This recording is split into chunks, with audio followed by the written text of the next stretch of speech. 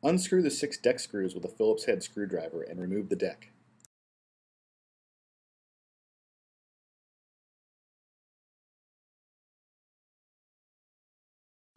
Remove the controller from the battery box and carefully unplug all of the wires.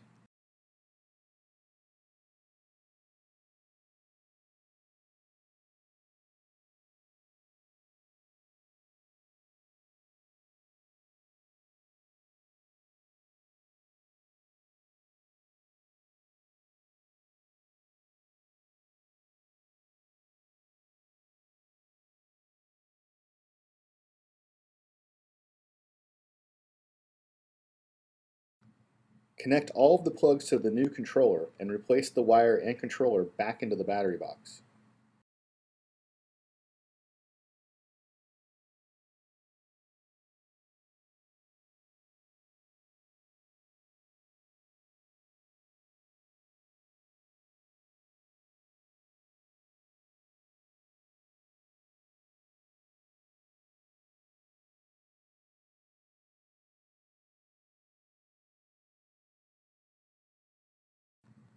Replace the deck back onto the scooter, align the holes and tighten the 6 Phillips head screws.